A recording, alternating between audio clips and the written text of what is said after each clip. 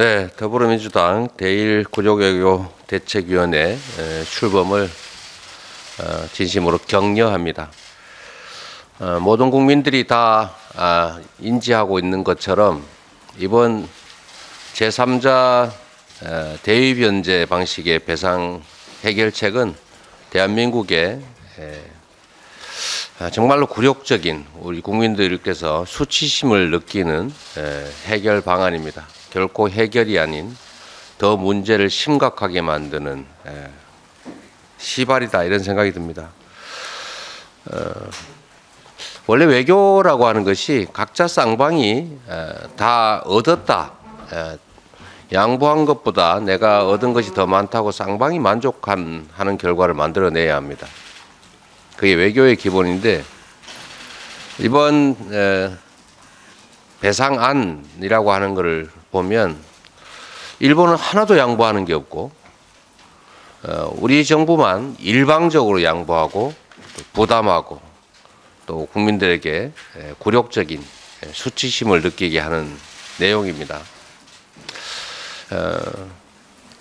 강제 동원에 대한 해결 방안이라고 우리는 말하고 있는데, 상대방은 아무런 부담을 하지 않다 보니까, 심지어 상대 국가에서 강제 동원은 아예 없었다, 자기들끼리 저러는 것이다, 이런 망발을 하게 만들었습니다.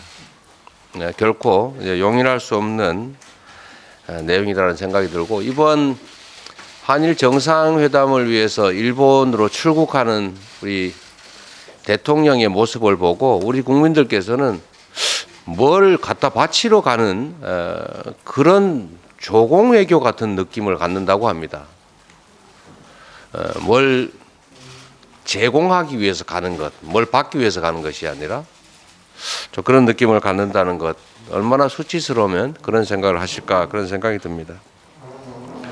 그런데 문제는 앞으로 벌어질 일입니다. 이게 단순한 강제 동원 문제에 대한 해결 방안만이냐, 이게 끝이냐, 이렇게 생각하면 끝이 아니라 오히려 새로운 무언가를 위한 시작일 가능성이 높다는 예측이 있습니다.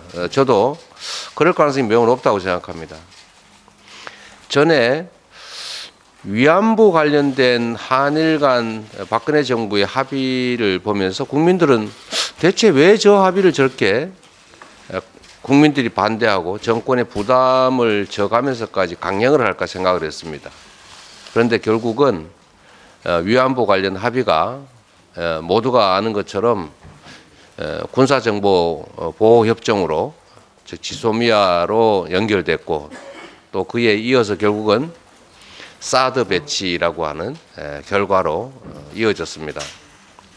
앞으로 이 강제 동원 문제에 대한 이 굴욕적이고 일방적인 양보는 과연 어떤 일로 이어질 것인가에 대해서 사람들의 관심이 높습니다. 가장 가능성이 높다고 생각되는 방향은 결국 한일 군수 지원 협정으로 이어지지 않겠냐라는 것입니다.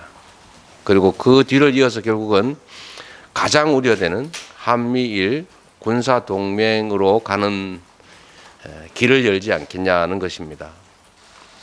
결국 이것은 북중러 한미일 군사적 진영 대결에 대한민국이 전초기지로 또 전진기지로 전락하는 것을 의미합니다. 우리 대륙 세력과 해양 세력이 부딪히는 우리 지정학적 문제를 이점으로 활용하지 못하고 오히려 가장 나쁜 방식으로 끌려가게 되는 그 역사적 첫 출발점이 되지 않을까 하는 그런 우려를 가지고 있습니다.